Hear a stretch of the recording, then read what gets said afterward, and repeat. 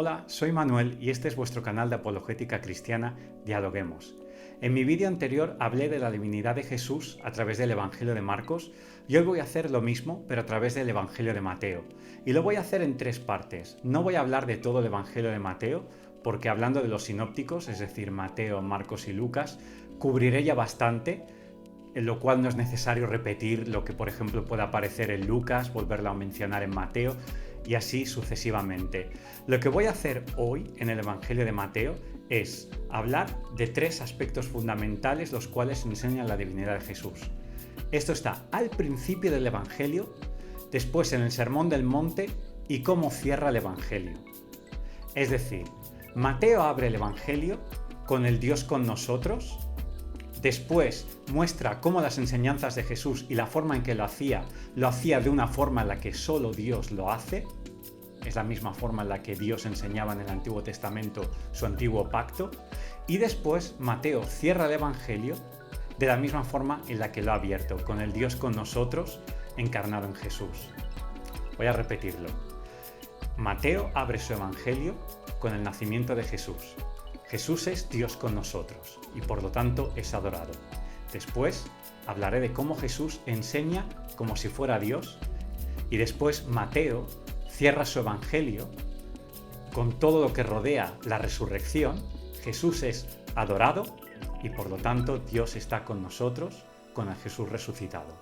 Bien, y dicho esto me gustaría para abrir boca mencionar la genealogía porque es lo primero que tenemos en este evangelio, la genealogía.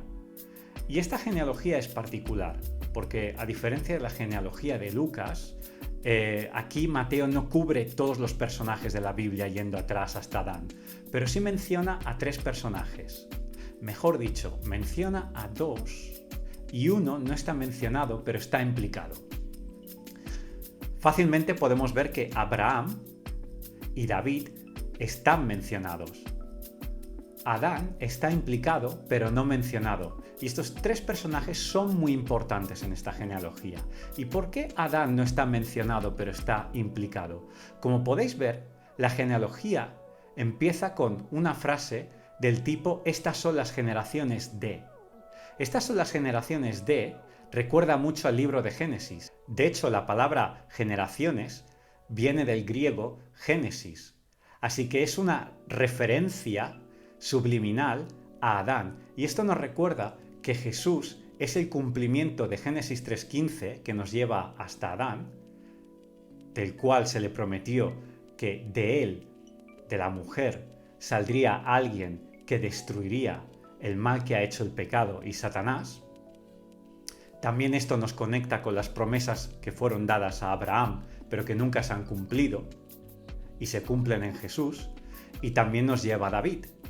Y David es el recipiente de una promesa muy interesante cuando vamos a 2 de Samuel 7, en la que se promete que en la línea de David habrá un rey, el cual reinará para siempre. Y sabemos que, aunque Salomón de alguna forma es esa persona, ese rey que inspira como si fuera el cumplimiento de esa promesa dada a David, Salomón no reinó para siempre y Salomón fracasó. Sin embargo, Jesús es el total cumplimiento de ese rey prometido que reinaría perfectamente y para siempre. Y ahora sí, me gustaría que, abriendo el capítulo 1 de Mateo, leamos los versículos que van del 18 al 25, porque estos nos muestran cómo la divinidad de Jesús es real en el Dios encarnado en la persona de Jesucristo. Leamos dichos versículos. El nacimiento de Jesús, el Cristo, fue así. Su madre, María, estaba comprometida para casarse con José, pero antes de unirse a él, resultó que estaba encinta por obra del Espíritu Santo. Como José, su esposo, era un hombre justo y no quería exponerla a la vergüenza pública, resolvió divorciarse de ella en secreto. Pero cuando él estaba considerando hacerlo, se le apareció en sueños un ángel del Señor y le dijo: «José, hijo de David, no temas recibir a María por esposa, porque ella ha concebido por obra del Espíritu Santo. Dará a luz un hijo, y le pondrás por nombre Jesús, porque él salvará a su pueblo de sus pecados». Todo esto sucedió para que se cumpliera lo que el Señor había dicho por medio del profeta: la Virgen concebirá y dará a luz un hijo, y lo llamarán Emmanuel, que significa Dios con nosotros. Cuando José se despertó, hizo lo que el ángel del Señor le había mandado y recibió a María por esposa, pero no tuvo relaciones conyugales con ella hasta que dio a luz un hijo, a quien le puso por nombre Jesús. Bien, basados en este texto, el primer aspecto que quiero destacar para defender el caso de que Jesús es Dios está en el versículo 21, donde vemos que dará a luz un hijo y le pondrás por nombre Jesús porque él salvará a su pueblo de sus pecados. Leamos bien la última parte, porque él salvará a su pueblo de sus pecados. ¿Quién es él? Se refiere a Jesús, está hablando de la persona que va a nacer, Jesús. De hecho, el nombre Jesús significa Jehová salva o el Señor salva.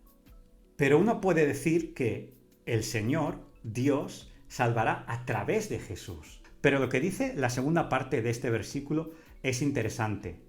Dice, porque Él salvará a su pueblo de sus pecados, es decir, Jesús. Y a todo esto hay que recordar un aspecto muy importante sobre el Dios del Antiguo Testamento, es decir, y es el hecho de que solo Jehová, solo el Señor, solo Dios salva. Esto lo podemos ver en un montón de versículos de textos de libros en la Biblia. Puedo citar el Salmo 49, versículo 15 y muchos otros textos, pero sí me gustaría destacar uno en el libro del profeta Isaías, ya que los evangelios citan mucho Deuteronomio, los Salmos e Isaías, y este texto en Isaías me gusta mucho y es muy interesante. Está en Isaías 43, 11 y lo dice muy claramente. Dice, yo soy el Señor, fuera de mí no hay ningún otro Salvador. Bien, lo interesante de esto es que lo que acabamos de leer en Mateo dice que Él, Jesús, salvará a su pueblo de sus pecados, pero luego vemos en Isaías que solo Jehová salva. Por lo tanto, a mí las matemáticas me salen. La única forma de que no haya contradicción es lo que precisamente Mateo quiere decir, conectar que Jesús es Jehová. La encarnación de Jesús es la venida de Jehová. Y esto lo podemos comprobar perfectamente con lo que sigue, con lo que quiero destacar ahora también, el segundo aspecto, que es el versículo 23, el cual dice que Jesús, como está citado en Isaías 7, versículo 14, lleva por título Emmanuel, es decir, Dios con nosotros. Y uno podría decir que esta frase puede significar que Dios está de tu parte, está recordando a los judíos que Dios no los ha abandonado. Sí, significa eso, pero recordemos que este texto está en el contexto de la venida de Jesús. Es decir, en la venida de Jesús Dios está con nosotros. ¿Qué quiere decir? Que Dios, al hacerse humano, convive, está con el creyente, está con su pueblo, está con nosotros. Él es el Salvador de su pueblo y Él está con su pueblo, de forma presencial, real, físicamente. Y después, como he dicho, Jesús es adorado y esto confirma el hecho de que Él es Dios. Cuando nos vamos al siguiente capítulo y vemos que estos sabios, en el versículo 2, van a visitar a Jesús porque van a adorarlo. La palabra adorar viene del griego proskuneo, que claramente significa adorar. Y la palabra adorar es algo que solo se da a Dios. Si no se lo das a Dios y se lo das a alguien que no es Dios, estás cometiendo idolatría, algo duramente castigado, uno de los peores pecados que existe. El tema es que uno podría decir, bueno, pues quizás estos sabios realmente estaban cometiendo idolatría. El tema es que cuando nos vamos al versículo 12, una vez que vemos que Herodes conspira contra ellos y quiere averiguar a dónde van para así poder ver a ese niño y poder matarlo, vemos en el versículo 12 que estos sabios están advertidos en sueños de que no volvieran a Herodes y regresaran a su tierra por otro camino. Estamos hablando del Dios del Antiguo Testamento, el cual, y del Nuevo, el cual es muy sensible al tema de la idolatría. ¿Desde cuándo el Dios del Antiguo Testamento hubiera cuidado de estos sabios para que lleguen otra vez a sus tierras de forma sana y salva? Uno podría decir que el único interés que tenía Dios con ellos era llevarlos sanos y salvos a sus hogares para que Herodes no pudiera encontrar el camino. Pero bueno, a mí se me ocurre otra cosa mejor. Los podría haber destruido a medio camino y así se ahorra uno todo. Que Herodes no se salga con la suya y castigar a unos idólatras. Pero no, los bendice con el hecho de que vuelven a su tierra por otro camino y llegan salvos. Y Herodes no puede matar a Jesús. Por lo tanto, no cometieron idolatría. Hicieron bien. Obedecieron a Dios al adorar al niño Jesús.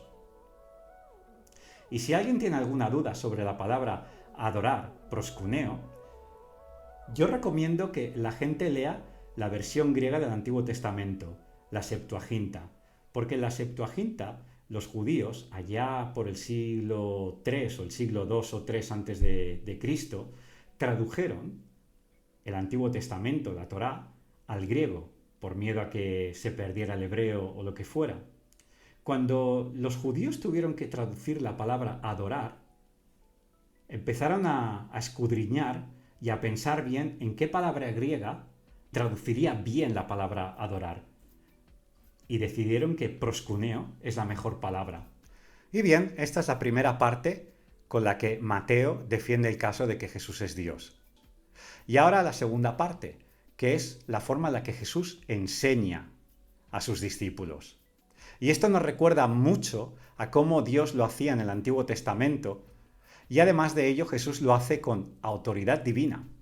De hecho, podemos ver en muchas ocasiones cómo la gente decía de él, este no enseña como los fariseos o los escribas, este enseña, en referencia a Jesús, con autoridad. Cuando vamos al Sermón del Monte, y me estoy refiriendo a las enseñanzas que podemos ver en Mateo, del capítulo 5 al capítulo 7, se repite mucho en cada enseñanza en particular la siguiente fórmula. Jesús dice, ¿habéis oído qué?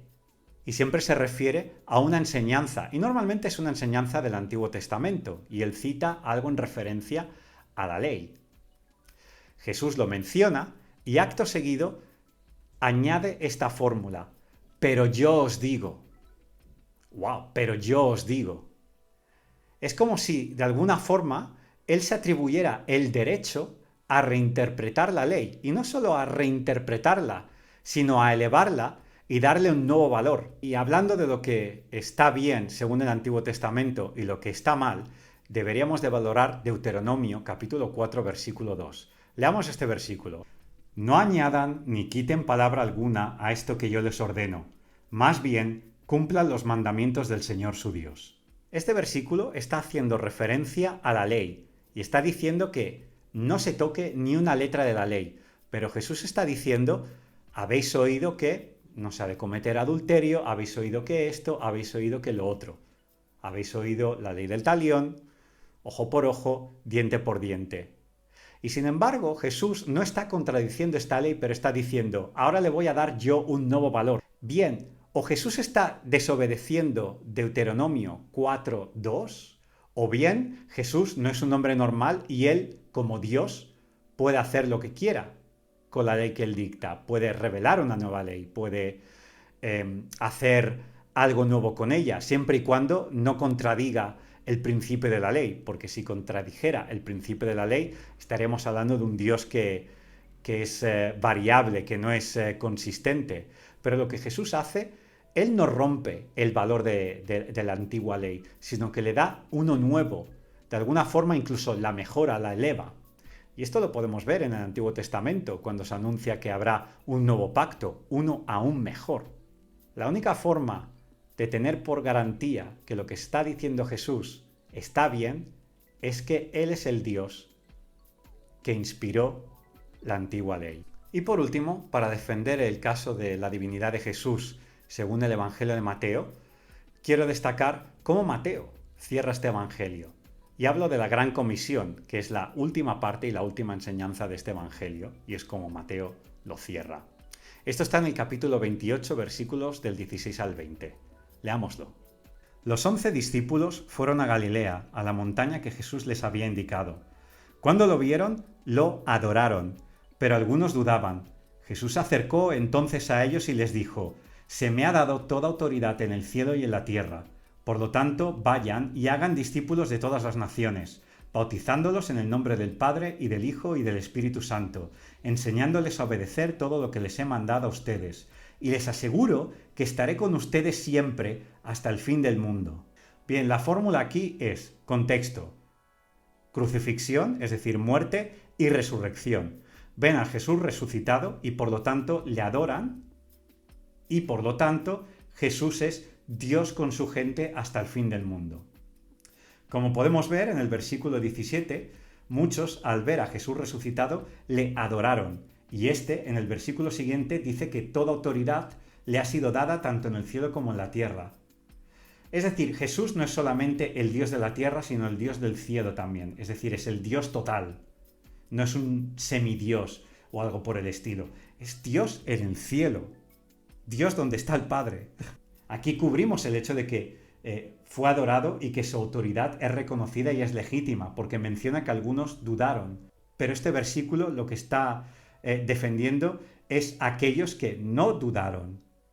Y lo que está animando es que aquellos que dudaron tendrían que creer que Él es Dios. Y en el versículo 20 vemos que sus enseñanzas han de ser dadas a otros, como comienza en el Sermón del Monte.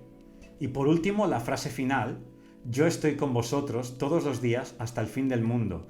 Está en total sintonía con el Dios con nosotros del principio del Evangelio. Ha sido un caso simple, en 3 fases. No he cubierto para nada todo el Evangelio de Mateo, pero he mostrado cosas únicas en Mateo, las cuales son suficientes para ver claramente la divinidad de Jesús. Y resumo: en el principio del Evangelio, el nacimiento de Jesús es el nacimiento de Dios encarnado, y es adorado. Luego vemos cómo Jesús enseña con la autoridad que solo Dios tiene y hace con su ley una mejora que solo Dios puede hacer. Cuando digo una mejora, nunca digo que la ley del Antiguo Testamento estuviera mal, pero sí da un nuevo pacto que es mejor que el antiguo. Y Mateo cierra su evangelio de la misma forma con la que lo ha abierto.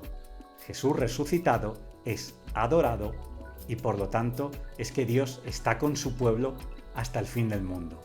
Espero que esto os haya servido y lo mejor de todo, no os lo quedéis para vosotros mismos, sino usadlo para defender la divinidad de Jesús con personas que dudan, no creen, son lo que sean, no creyentes, gnósticos, escépticos o de otra religión.